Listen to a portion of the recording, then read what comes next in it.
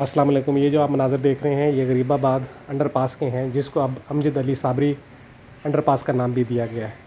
اس میں زیادہ پانی تو نہیں ہے، بہت کم پانی کھڑا ہوا ہے، لیکن اس کے باوجود ٹریفک کافی جام ہو رہی ہے۔ گزشتہ بارشوں میں تو یہ بھر گیا تھا، لیکن اس بارشوں میں یہ بھرا تو نہیں ہے، لیکن اس میں کھڈے بہت پڑے ہوئے ہیں، جس کی وجہ سے جگہ جگہ سے روڈ ٹوٹ گیا ہے اور گاڑیوں کو نکلنے میں شدید مشکلات کا سامنا ہے۔ ضرورت اس بات کی ہے کہ اس انڈر پاس کے جو کھڈے ہیں ان کو بھرا جائے، اور تاکہ جو گاڑیاں گزر رہی ہیں اور وہ رام سکون سے سفر کر سکیں مسافر۔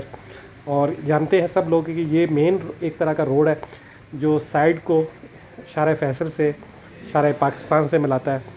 ضرورت اس بات کی ہے کہ ایسی جگہوں کو فوری طور پر مرمت کیا جائے، اور تاکہ جو ہے اس طرح کی جگہ پر ٹریفک جام نہ ہو، نہ رکے۔